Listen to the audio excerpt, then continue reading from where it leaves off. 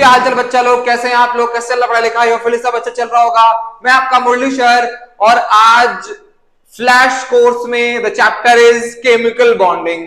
Sir ये बड़ा chapter है और कोशिश करके इसको हम 10-15 मिनट में कंक्लूड करने की कोशिश करेंगे। आप अपना A4 साइज शीट निकालिए और नोट्स बनाना शुरू कर दीजिए। ये वाला जो पीडीएफ है इसको भी हम डाल देंगे लिंक में, आपको वहां मिल जाएगा। लेकिन सर आई विल सजेस्ट कि अपना नोट्स बनाओ, क्योंकि अपना ही नोट्स काम में आता है। ठीक है सर, चलिए। केमिकल बॉन्डिंग का जो मेजर काम है वो क्यों था sir? To attain stability by reaching nearest noble gas configuration. जो सबसे बगल वाला नोबल गैस है उसका इलेक्ट्रॉनिक कॉन्फिगरेशन उसको रीच करना है, और इलेक्ट्रॉनिक कॉन्फिगरेशन रीच करे क्या करना है? स्टेबिलिटी अटेन करना है। स्टेबिलिटी कैसे अटेन होता है सर? अगर आप एनर्जी डिक्रीज करेंगे तो स्टेबिलिटी बढ़ेगा, और अगर आप एनर्जी इंक्रीज करेंगे तो स्टेबिलिटी क्या होगा? स्टेबिलिटी डिक्रीज होगा। अगर आप टाइप्स ऑफ केमिकल बॉन्डिंग का बात करेगा तो सर एक आयनिक बॉन्ड है। आयनिक बॉन्ड में क्या होता है? Transfer of electron. Covalent bond है, यहां क्या होता है? Sharing of electron.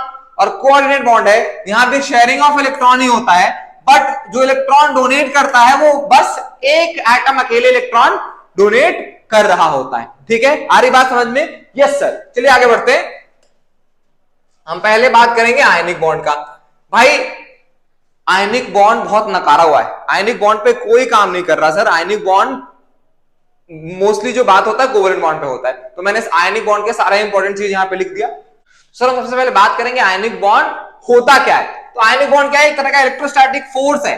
K Q1 Q2, जो प्लस का चार्ज है माइनस का charge divide by R1 plus R2 का होल स्क्वायर।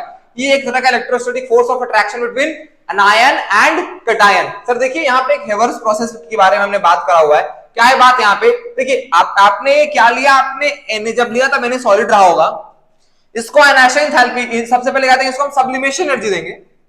आपने एने गैस बनाया, इसको एटॉमिक फॉर्म में बनाया, आइसोलेटेड गैसियस एटम के फॉर्म में बनाया। फिर क्या किया? इसमें हमने और एनर्जी दी, और E2 है क्या है? ये IE होगा सर, और इन्होंने एक इलेक्ट्रॉन लूज किया। एट द सेम टाइम जब आपको Cl2 मिलेगा, Cl2 आपको बॉन्डेड फॉर्म में मिलेगा, आपको बॉन्ड डिसोसिएशन एनर्जी देना पड़ेगा ताकि Cl बॉन्ड टूट सके। वापस आपको क्या मिला? एक आइसोलेटेड गैसियस एटम। यहां ये जो इलेक्ट्रॉन निकला तो वो यहां एक इलेक्ट्रॉन एक्सेप्ट होगा, एंड ये जो एनर्जी निकल रहा है that is electron gain enthalpy. आ रहा बात समझ में? Yes sir. और क्या बन गया? Cl। इनिशियली Na प्लस भी गैस है, Cl माइनस भी गैस है। जब दोनों एक क्लोज आएंगे तो अट्रैक्शन होगा सर, और अट्रैक्शन की वजह से जो पहले चीजें गैसियस थी, अट्रैक्शन की वजह से जो पहले चीजें क्या थी? गैसियस थी, वो अब क्या हो जाएगा सर? लैटिस फॉर्म में चला जाएगा, और यहां भी एनर्जी क्या होगा?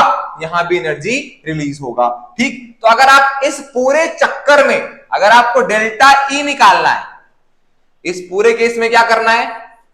अगर आपको डेल्टा E निकालना है तो यहां देखिए ध्यान से। सर अगर डेल्टा E का बात कर रहे हैं तो E1 जो क्या था?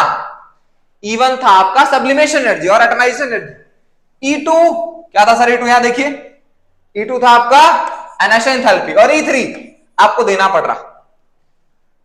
E4 जो कि आपका इलेक्ट्रॉन गेन एंथैल्पी था, और E5 जो लैटिस एंथैल्पी था, ये निकल रहा। इस पूरे साइकिल को बॉन्ड हैमर साइकिल करते हैं।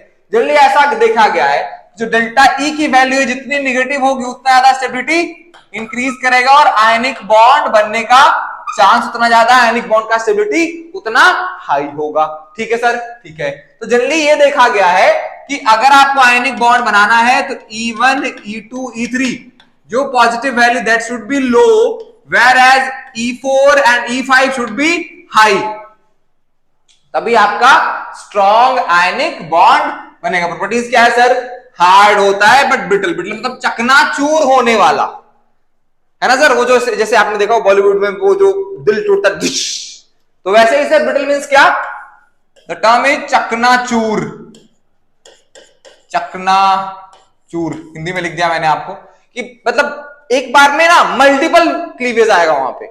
अगर आप उसको हिट करोगे, अगर ब्रेक होता भी है तो मल्टीपल फ्रैक्चर्स और multiple cleavage at a time. ठीक है, उसका बोलते हैं brittle. High melting point, boiling point होगा। ठीक है, अब इसका मोल्टेन फॉर्म भी कंडक्ट करता है इलेक्ट्रिसिटी, इसका एक्वस फॉर्म में इलेक्ट्रिसिटी कंडक्ट करता है। ठीक, सॉल्वेशन का अगर बात करेंगे तो like dissolve in like, polar medium में ये डिसॉल्व करता है। अगला पूरा पीपीटी मैंने सॉल्वेशन पे ही बनाया है। जैसे ही एक आयनिक चीज है, एक आयनिक चीज को अगर आप कहां रखोगे, एक प्लस और एक माइनस है, उसको आप मान लीजिए एक पोलर सिस्टम में रखा आपने, ठीक है, कहां रखा आपने, एक पोलर मीडियम में रखा, तो कहानी कैसे आगे बढ़ती है। अब ध्यान से देखिए, ये प्लस माइनस पहले बहुत खुश है, जिंदगी इनका बढ़िया चल रहा, पूरा हैप्पी हैप्पी चल रहा, लाइफ सेट। अब क्या होगा कि जैसे ही आप इसको कहां डालोगे,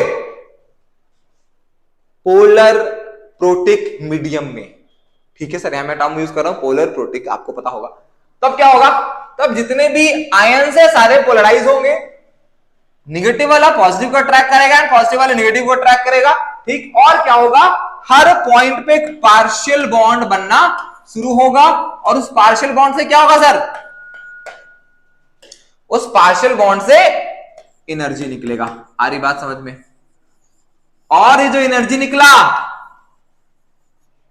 ये एनर्जी इनके बीच का जो अट्रैक्टिव फोर्स है, जो बॉन्ड है, वहां कलेश करने का काम करेगा। आ रही बात समझ में।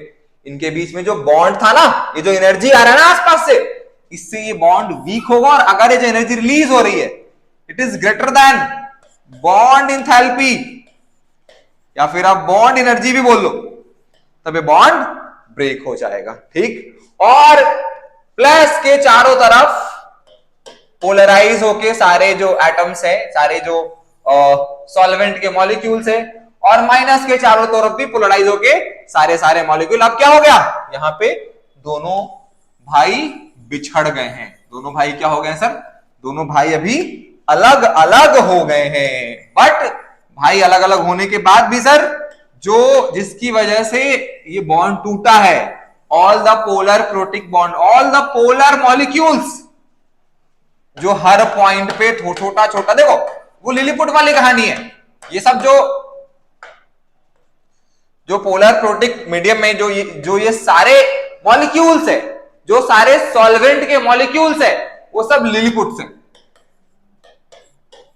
ठीक। और ये भाई साहब गुलिवर है, स्ट्रॉन्ग बॉन्ड है, बड़ा चार्ज है, ठीक है। बट यहां पे क्या है, पार्शियल चार्ज है, छोटा छोटा बॉन्ड मिलेगा, छोटे छोटे एनर्जी, बट उनका नंबर इतना ज्यादा है ना कि जोड़ जोड़ के टोटल जो सम ऑफ एनर्जी होता है वो इससे बड़ा होता है। तो अगर ऐसा कुछ है तो डिसॉल्व होगा, अगर इससे नीचा है तो डिसॉल्व नहीं होगा।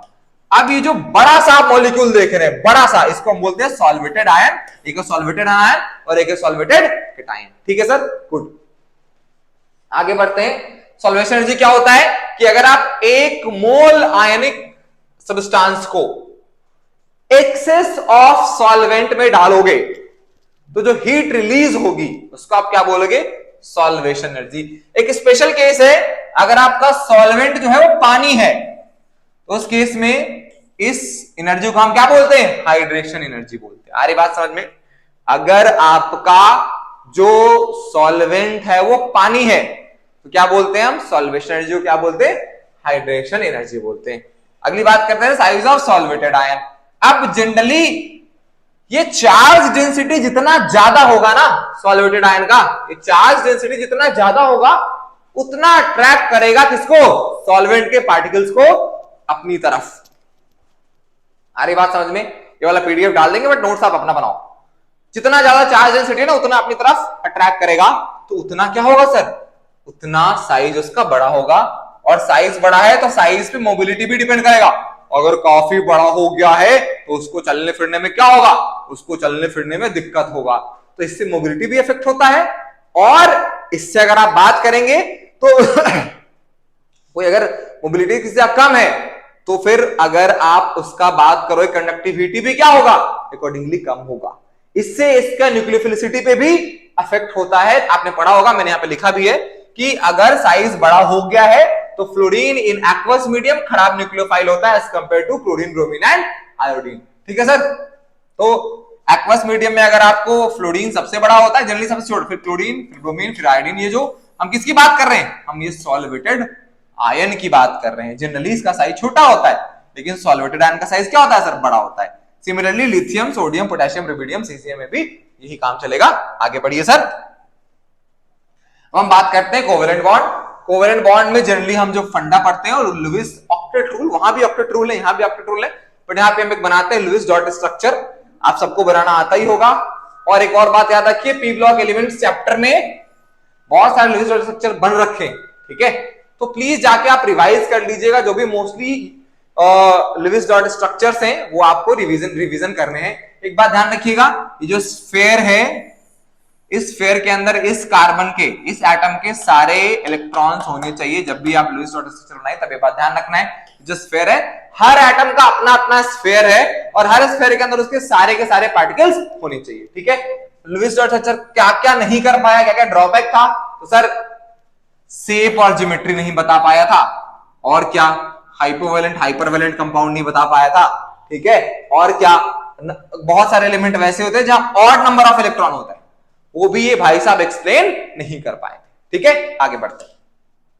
अगर आप आगे बात करेंगे सर हाइपोवैलेंट कंपाउंड क्या होता है, वैसा कंपाउंड जिसके सेंट्रल एटम के पास 8 से कम इलेक्ट्रॉन हो। अगर 8 से कम इलेक्ट्रॉन होगा सेंट्रल एटम के पास तो क्या होगा, फॉर एग्जांपल आप BH3 देखिए, बोरोन पूरे पीरियोडिक टेबल का सबसे नकारा हुआ एलिमेंट है, इसके पास 6 इलेक्ट्रॉन है, तो ये लोग बनाना बॉन्ड बना के साथ में एग्जिस्ट करते हैं। अगर आप BH3 ले रहे, BCl3, BF3, BBr3, BI3, तो सबके पास 6 इलेक्ट्रॉन ही है, सबके पास जीवन में क्या है, 6 इलेक्ट्रॉन ही है। बट तो अगर 6 इलेक्ट्रॉन सब क्या होगा, लुईस एसिड होगा। यहां पे ध्यान दीजिएगा, कभी कभी पूछते लुईस एसिड का ऑर्डर क्या है, तो Bi- इज मोस्ट लुईक एसिड। इसका लुईक एसिडिक स्ट्रेंथ सबसे ज्यादा है क्योंकि यहां पे बैक बॉन्डिंग होता है। अब बोलोगे सर बैक बॉन्डिंग क्या होता है, जनरली आप जब भी देखोगे सेंट्रल एटम जो है वो सराउंडिंग एटम को इलेक्ट्रॉन देता है, बट यहां क्या होता है, क्योंकि सेंट्रल एटम खुद ही काफी करीब है, उसका खुद का ही ऑक्टेट पूरा नहीं है, तो जो सराउंडिंग एटम्स है वो इलेक्ट्रॉन देना शुरू करता है कि ले ले भाई, मालिक तो तू ही है, बट तू गरीब है, तू ही ले ले मेरा इलेक्ट्रॉन, ठीक है। तो ऐसा रेजोनेटिंग स्ट्रक्चर बनता है। इसी प्रोसेस को आप बैक बॉन्डिंग कहते हैं। ये हर केस में पॉसिबल है क्योंकि यहां हर चारों केस में सराउंडिंग एटम के पास लोन पेयर है और सेंट्रल एटम के पास 6 इलेक्ट्रॉन वेकेंट ऑर्बिटल है, ठीक। अब जो बैक बॉन्डिंग है ये इसमें लीस्ट होता है, लीस्ट बैक बॉन्डिंग।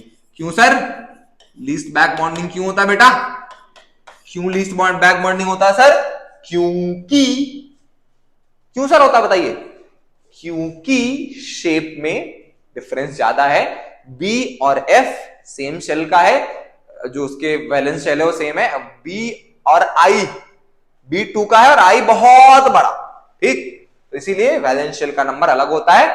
ओवरलैप क्या होता है सर, ओवरलैप खराब होता है, इसीलिए ऑर्डर आप याद रखेंगे। नेक्स्ट देखिए, हाइपरवैलेंट कंपाउंड क्या होता है, जहां पे टोटल नंबर ऑफ इलेक्ट्रॉन 8 से ज्यादा, उसको आप क्या बोलते हैं, हाइपरवैलेंट कंपाउंड बोलते हैं। जनरली जो एक्स्ट्रा इलेक्ट्रॉन है वो कहां जाता है, जो आपका वेकेंट डी ऑर्बिटल है, एक्स्ट्रा इलेक्ट्रॉन आपका कहां जाता है बेटा, extra electron goes to where, vacant and, रुक जा भाई, अरे हाँ ठीक, goes to where, vacant D orbital, ठीक। अब जैसे देखेंगे आप सर SO3 आपको बनाना है, SO3 में सल्फर ने टोटल 6 बॉन्ड बनाए हैं।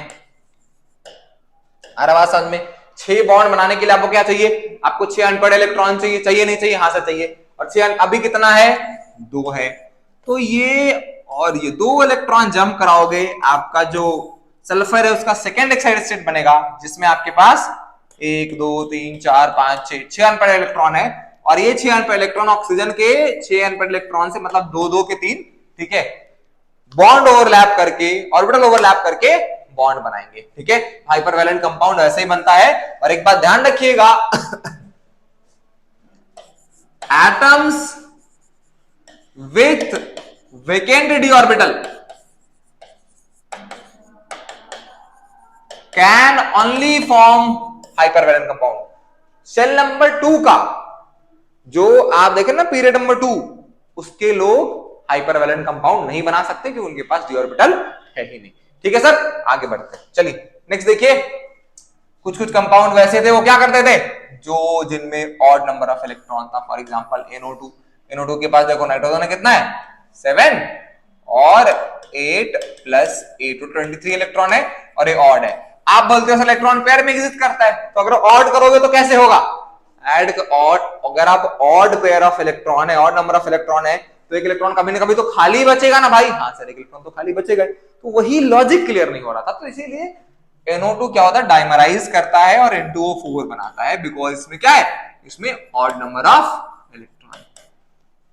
दूसरी बात थी कि sir VSEPR theory, shape and geometry भी बताना है आपको। तो VSEPR थ्योरी ये बोलता है, ये सेल्फ एक्सप्लेनेटरी टर्म है, valence shell electron pair repulsion theory. Self सारा का सारा बात यही हो जा रहा है, सारा का सारा बात यही हो जा रहा है। सेल्फ एक्सप्लेनेशन है कि जो वैलेंस शेल का इलेक्ट्रॉन पेयर है, वैलेंस शेल में दो तरह का इलेक्ट्रॉन पेयर होता है, एक बॉन्ड पेयर एंड एक लोन पेयर, ठीक।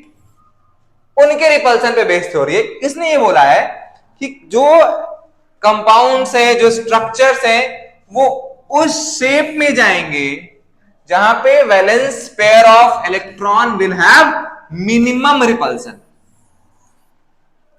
जो भी वैलेंस पेयर ऑफ इलेक्ट्रॉन है उसमें क्या है सर, उसमें मिनिमम रिपल्सन हो रखा है।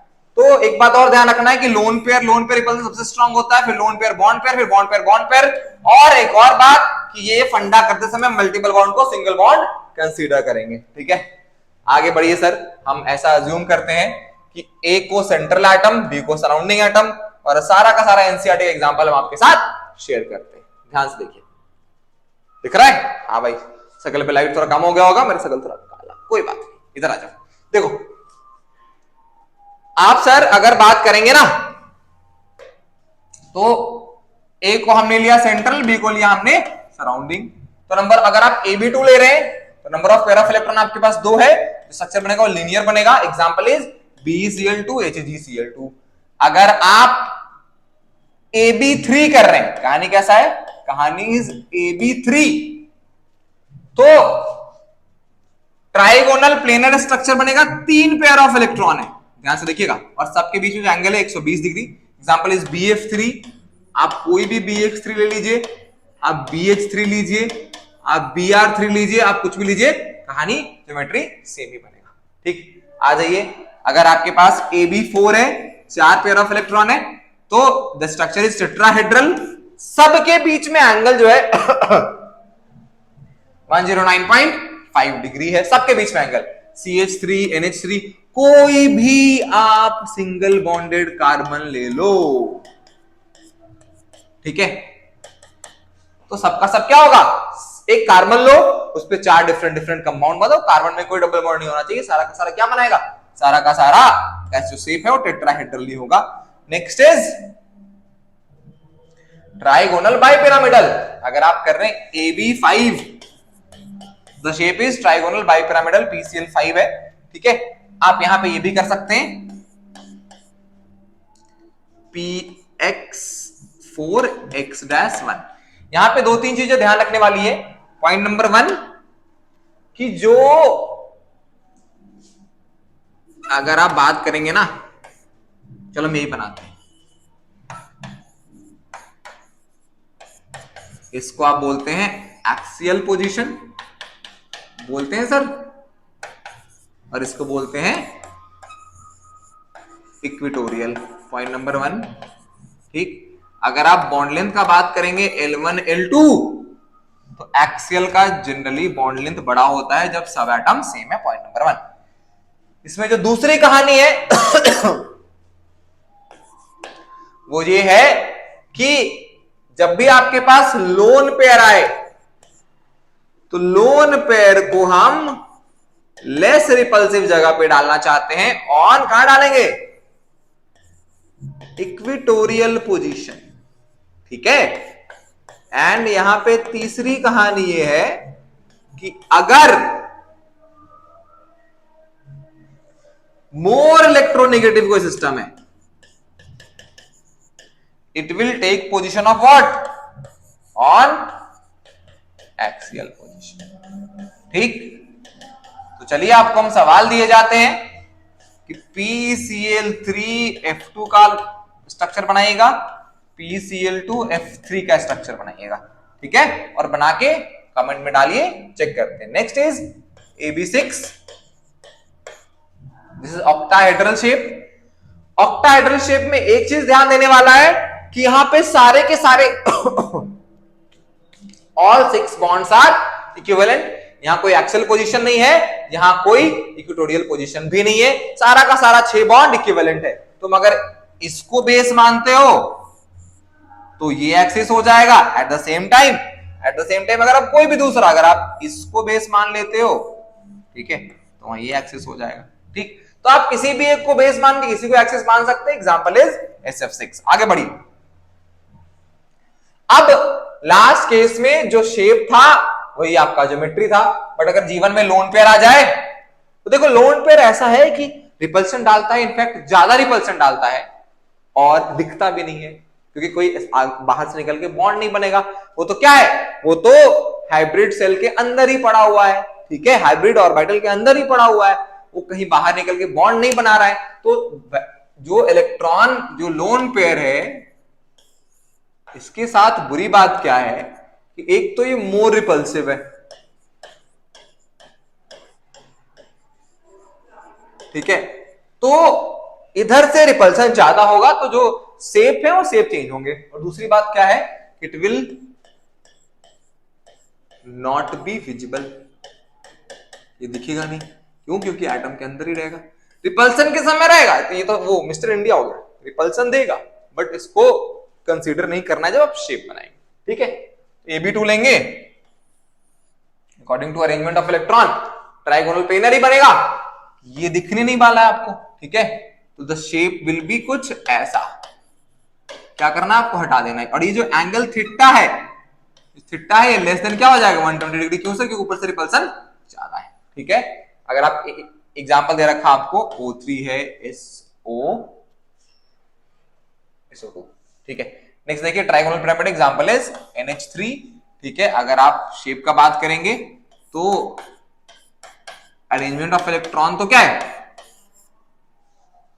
Arrangement of electron is tetrahedral, but lone pair दिखना नहीं है, लोन पेयर रिपल्सन ज्यादा लगेगा। ये थीटा जो है,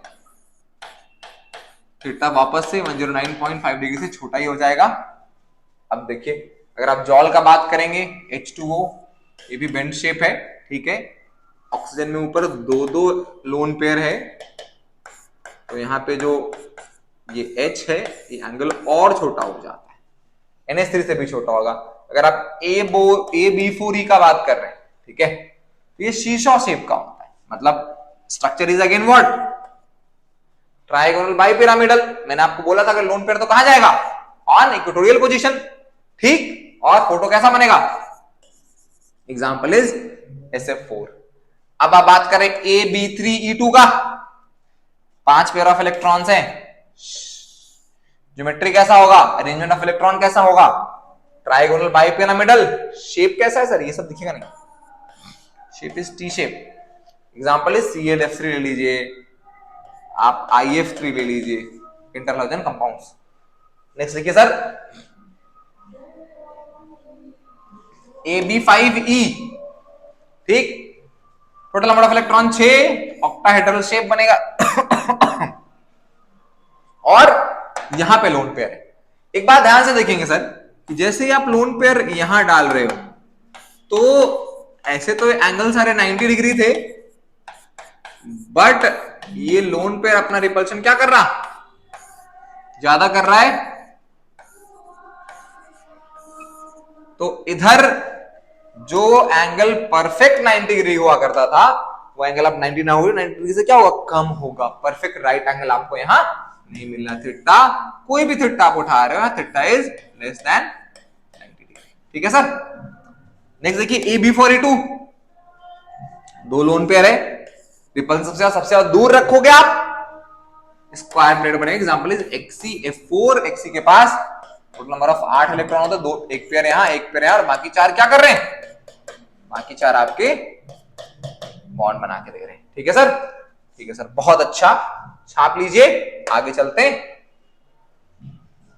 यहां पे बात हुआ है, अगर जैसे SO2 के बारे में आपने किया था, तो यहां पे हमने क्या किया कि सर SO2 में ये जो बॉन्ड है ये मल्टीपल बॉन्ड है, बट हमने क्या किया, पॉइंट नंबर 1 मल्टीपल बॉन्ड को सिंगल बॉन्ड की तरह अज्यूम किया, पॉइंट नंबर 2 कि जो एंगल है ये एंगल 120 से क्या होगा, छोटा होगा।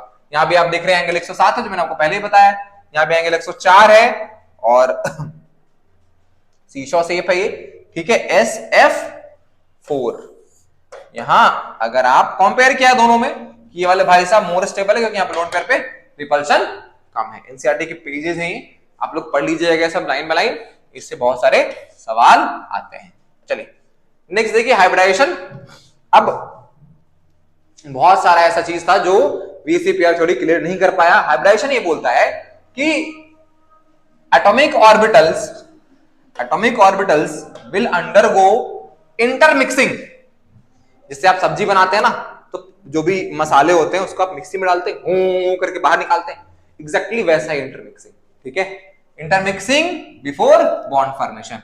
अब जैसे इंटरमिक्स करोगे तो सारी चीजें क्या हो जाती है, एवरेज हो जाती है। तो जो एनर्जी है वो क्या हो जाएगा, जो हाइब्रिडाइज्ड ऑर्बिटल का energy average of all the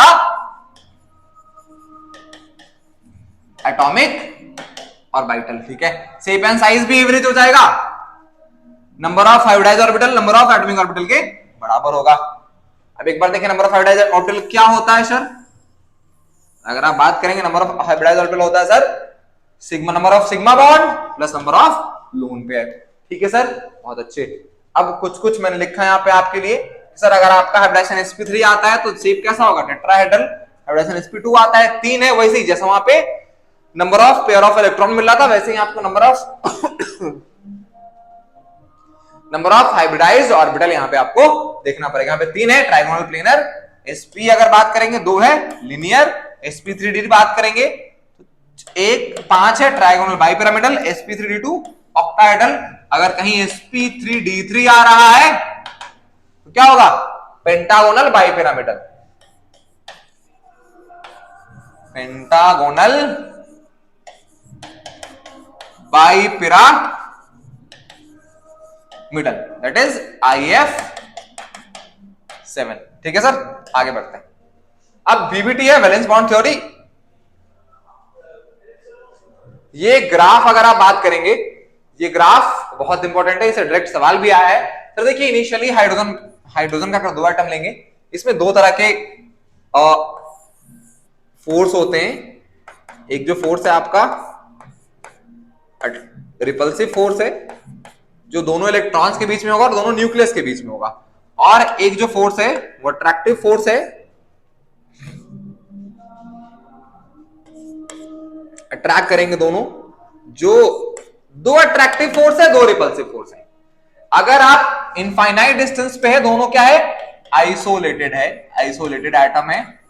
ये वाला रीजन देख रहे हैं, इस रीजन में अट्रैक्टिव फोर्स आई है, ये वाले रीजन में रिपल्सिव फोर्स आई है। पहले एक आइसोलेटेड एटम के फॉर्म में था, अट्रैक्शन शुरू हुआ, अट्रैक्शन शुरू हुआ तो क्या होगा, एनर्जी घटा घटा घटा घटा। अब यहाँ पे ये लोग अट्रैक्टेड एटम है, एक दूसरे की तरफ अट्रैक्ट हो रहे, बॉन्ड फॉर्म करने जा रहे हैं। यहाँ पे बॉन्ड फॉर्म हो गया, ये जो बीच का डिस्टेंस है न्यूक्लियर डिस्टेंस है, ये जो लेंथ था ये आपका बॉन्ड लेंथ हुआ, और इस पॉइंट पे जो एनर्जी है वो आपका बॉन्ड एनर्जी बोलिए, बॉन्ड एंथैल्पी बोलिए, ठीक। और अगर आप इससे भी इस पार्ट में जाएंगे तो इस पार्ट में जो 2 है, 2 क्या है, रिपल्सिव, और न्यूक्लियस भी तो पास आएगा ना यार, इज ग्रेटर देन 1। तो यहां पे पॉसिबल नहीं होता। अगर आप कराओगे तो एनर्जी बहुत बढ़ना शुरू हो जाएगा, इनफाइनाइट एनर्जी हो जाएगा जब आप क्या करोगे, डिस्टेंस 0 करोगे। तो ये जो पॉइंट है ये एक इक्विलिब्रियम का पॉइंट होता है, और आप कह सकते हैं फिजिक्स की भाषा में एक स्टेबल इक्विलिब्रियम होता है। स्टेबल इक्विलिब्रियम क्या होता है सर, कि जहां एनर्जी मिनिमम हो और फोर्स 0 हो, अट्रैक्टिव फोर्स रिपल्सिव फोर्स के बराबर है, और ग्राफ में दिख रहा होगा एनर्जी भी मिनिमम है, ठीक। तो हम कहते हैं यहां पे हाइड्रोजन हाइड्रोजन का बॉन्ड बना, ठीक है। ये एनर्जी क्या है सर, ये एनर्जी बॉन्ड एनर्जी, ये वाली जो एनर्जी थी, और ये जो डिस्टेंस है ये बॉन्ड लेंथ है, ठीक है, ध्यान रखिएगा ये सब। आगे बढ़ते हैं, तो सर हम अगला देखते हैं मॉलिक्यूलर ऑर्बिटल थ्योरी। अब अभी तक जितना भी कहानी पढ़ा था ना, आपने एटॉमिक ऑर्बिटल के बारे में पढ़ा था कि एटॉमिक ऑर्बिटल था, फिर मिक्स हो गया, फिर ओवरलैप हुआ, बट थोड़ा सा यहाँ मोए मोए का कहानी है। मोए मोए कहानी क्यों है, क्योंकि बहुत सारे ऐसे कंपाउंड्स थे, मॉलिक्यूल्स थे, जो उस थ्योरी के हिसाब से रिजल्ट सेटिस्फाई नहीं कर रहे थे। अगर O2 का बात करोगे तो उस थ्योरी के हिसाब से O2 क्या है? O2 is paramagnetic. O2 is originally paramagnetic. Magnet को अट्रैक्ट करता है। अगर आप एक लिक्विड O2 रखोगे ना तो वो मैग्नेट की तरफ अट्रैक्ट हो जाता है, लेकिन एक्चुअली एटॉमिक थ्योरी के हिसाब से ये क्या है? डायमैग्नेटिक है। ठीक है, डायटॉमिक तो है ही। एक्चुअल थ्योरी के हिसाब से ओवरलैप हुआ, सारे इलेक्ट्रॉन्स पेयर्ड हैं, तो कैसे होने चाहिए? डायमैग्नेटिक होने चाहिए। ठीक, बट प्रैक्टिकली क्या है? पैरामैग्नेटिक। ऐसे बहुत सारे रीजन मतलब मॉलिक्यूल्स आ रहे थे जहां पे आप एटॉमिक ऑर्बिटल के हिसाब से, हाइब्रिडाइज्ड ऑर्बिटल के हिसाब से आप एक्सप्लेन नहीं कर पा रहे थे चीजों को। तो एक नया सिस्टम आया मॉलिक्यूलर ऑर्बिटल। इन्होंने क्या बोला कि एटॉमिक ऑर्बिटल क्या करता है? It first overlaps to form molecular orbital, and electron जो है वो कहां फेल करेगा? मॉलिक्यूलर ऑर्बिटल में फेल करेगा अकॉर्डिंग टू ऑफ-बोअर प्रिंसिपल। जो भी बच्चा है, Hund's rule, Pauli's exclusion principle, बचपन में जितनी भी कहानी पढ़ी थी वो सारा कहानी के हिसाब से जो इलेक्ट्रॉन होगा वो क्या होगा?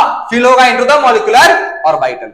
ठीक है सर, ठीक है। तो यहां पे एक और बात कि number of molecular orbital is equal to number of atomic orbital. जितना एटॉमिक ऑर्बिटल आप मिक्स करेंगे, ओवरलैप कराएंगे, उतना ही मॉलिक्यूलर ऑर्बिटल बनेगा। नंबर ऑफ मॉलिक्यूलर ऑर्बिटल ये बात लिख लीजिएगा, is equal to number of atomic orbital overlap. अब देखिए दो तरह का ओवरलैप होता है, पूरा वेव थ्योरी वाला है। इंटरफेरेंस होता है ना, बिल्कुल इंटरफेरेंस ही है। ठीक, तो अगर, क्योंकि सर ऑर्बिटल्स का वेव फॉर्म भी होता है, एटम्स का वेव फॉर्म भी होता है, आपने ये भी पढ़ा है। ठीक है, तो अगर ये सेम फेज में ओवरलैप हो रहा तो आप बोलोगे पॉजिटिव ओवरलैप हो रहा, बॉन्डिंग मॉलिक्यूलर ऑर्बिटल इससे जनरेट होगा BMO और एनर्जी डिक्रीज होगा, स्टेबिलिटी बढ़ेगा। अगर ये अपोजिट फेज में आसपास आ रहे हैं, negative overlap, ABMO anti bonding molecular orbital, energy increases and stability decreases.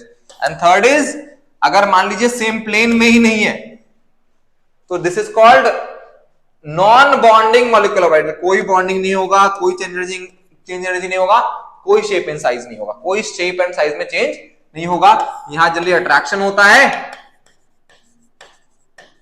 यहां जनरली क्या होता है? यहां जनरली रिपल्सन होता है, और सर यहां कुछ नहीं होता है, कोई रिश्ता नाता नहीं, दो अलग अलग प्लेन में चीजें हैं। ठीक है, आगे बढ़िए। अब सर यहां पे अगर आप बॉन्ड ऑर्डर का बात करोगे तो बॉन्ड ऑर्डर क्या होता है? Number of electron in BMO, number of electron in ABMO divide by 2। Sir देखिए आपको दो कहानी है कि कुछ एटम्स होते हैं जिसमें number of electrons O2 and above है, लाइक O2 हो गया, F2 हो गया। उस केस में अगर आप मॉलिक्यूलर ऑर्बिटल लिखना शुरू करेंगे, ठीक है, तो नीचे सर देखो 1s2 1s2 होगा, फिर 2s2 होगा, तो उसका बॉन्डिंग मॉलिक्यूलर ऑर्बिटल, फिर एंटी बॉन्डिंग मॉलिक्यूलर ऑर्बिटल, तो जनरली 1s2 2s2 कट के बराबर हो जाता है। जो कहानी फंसता है ना, वो कहां फंसता है? 2p वाले में फंसता है।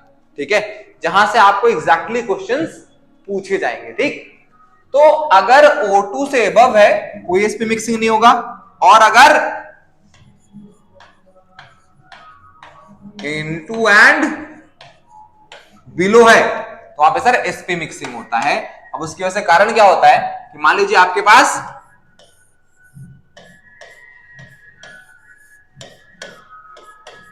PZ PX PY 2PZ 2PX 2PY, आप इंटरन्यूक्लियर एक्सिस किसको रखिए? PZ को रखिए, तो PZ क्या बनाएगा सर? नॉर्मल 2PZ का कौन सा? सिग्मा, इसका बोलेंगे सिग्मा 2PZ, सिग्मा 2PZ, और at the same time sigma star 2PZ। ठीक, नेक्स्ट देखिए कि आप अगर दो सेम एनर्जी में टूटेगा कौन सा? ये और ये। ठीक है, क्या करेगा सर? पाई बॉन्ड बनाएगा। अब क्या बोलेगा? पाई 2px पाई 2py। ठीक सर, देखिए ना, अगर एक तीनों परपेंडिकुलर है, एक अगर सामने से ओवरलैप करेगा तो बाकी दोनों क्या करेगा? लैटरल ओवरलैप करेगा ना सर? यस।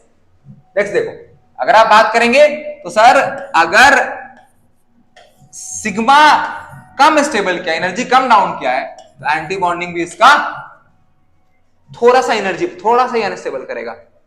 और तो ये बनेगा सर पाई 2p x का star and pi 2p y का star.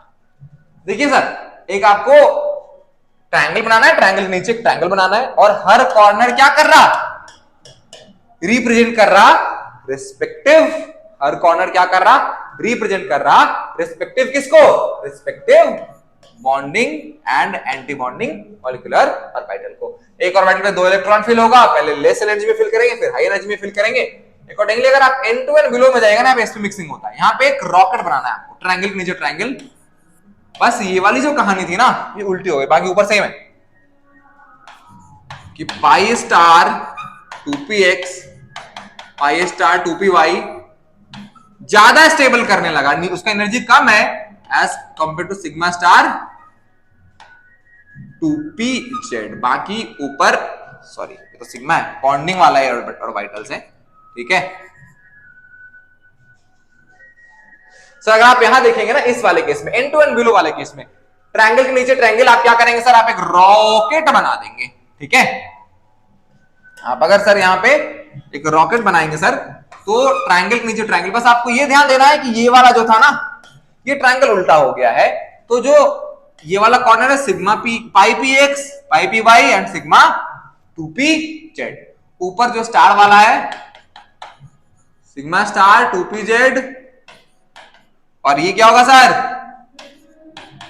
Pi star 2py pi star 2px, ठीक। अब देखिए, मान लीजिए अगर आपको इलेक्ट्रॉन फिल करना है O2 में या N2 में, तो इसके नीचे ऑलरेडी आप 8 इलेक्ट्रॉन फिल कर चुके हैं, इसके नीचे भी ऑलरेडी आप 8 इलेक्ट्रॉन फिल कर चुके हैं, ठीक है। तो एक मैं करके आपको दिखाता हूं, नेक्स्ट देखिए, एक मैं आपको करके दिखाता हूं कि मान लो आपको O2 फिल करना है, तो ये 2 ट्रायंगल है, ठीक, इसके नीचे आपका 4 और था जो मैंने ड्रॉ नहीं किया था क्योंकि पता ही होता है आपको।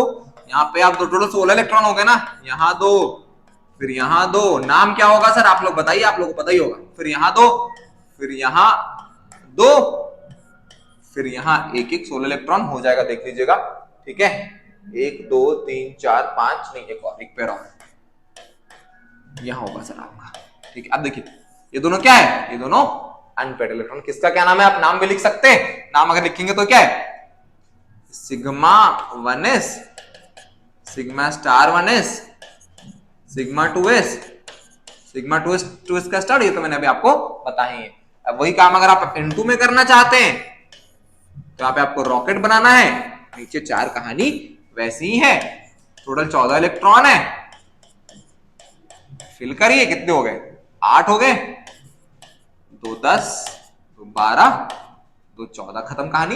यहाँ पे ट्रायंगल नीचे ट्रायंगल और यहाँ पे रॉकेट, ये आपको डिफरेंशिएट करना है। एक और बात ध्यान रखना है सर कि जो भी चार्ज पार्टिकल होगा, चार्ज पार्टिकल का जो आप एनर्जी लेवल बनाएंगे वो अकॉर्डिंग टू उनके मॉलिक्यूल के हिसाब से ही आप उनका क्या करेंगे, उनका एनर्जी लेवल डायग्राम बनाएंगे, इसको हम बोलते हैं एनर्जी लेवल डायग्राम। आ रहा बात समझ में? Yes sir. चलिए आगे बढ़ते हैं। नेक्स्ट इज अपना H बॉन्डिंग। H बॉन्डिंग तरह का पार्शियल बॉन्ड है किसके बीच में, अगर कोई एटम हाइड्रोजन किसी इलेक्ट्रोनेगेटिव एटम के साथ जुड़ा हुआ है और उस इलेक्ट्रोनेगेटिव एटम के बीच में, मतलब अगर कोई हाइड्रोजन F से जुड़ा हुआ और F के बीच में किसी भी इलेक्ट्रोनेगेटिव की वजह से O के बीच में, ये 3 ही कर सकता है। इनफैक्ट F का सबसे ज्यादा, फिर 2 का, फिर 3 का, नाइट्रोजन का सबसे कम। 2 तरह का होता है, इंटरमॉलिक्यूलर और दूसरा इंट्रामॉलिक्यूलर। इंटरमॉलिक्यूलर H बॉन्डिंग में 2 मॉलिक्यूल के बीच में H बॉन्डिंग होता है। इंट्रामॉलिक्यूलर में एक मॉलिक्यूल के अंदर ही 2 लोगों के बीच में आपस में ही बॉन्ड बना हुआ है। यहाँ क्या है, दूसरे 2 मॉलिक्यूल के बीच में क्या कर रहा है, बॉन्ड बना है सर। ठीक है, यहाँ पे क्या कर रहा है, आपस में बॉन्ड बना है, यहाँ पे 2 अलग अलग मॉलिक्यूल के बीच में बॉन्ड बन रहा है। इसको बोलेंगे आप इंट्रामॉलिक्यूलर, इसको बोलेंगे आप इंटरमॉलिक्यूलर। जो इंटरमॉलिक्यूलर है वो मेल्टिंग पॉइंट बॉइलिंग पॉइंट बढ़ाता है, intramolecular generally melting point boiling point decrease करता है। ऑल्सो नाइट्रोफिनॉल में भी जो इसका एसिडिक स्ट्रेंथ है वो भी स्लाइटली डिक्रीज करता है। तो सर ये तो था केमिकल बॉन्डिंग चैप्टर। जाइए, पढ़िए, पढ़िए। All the best.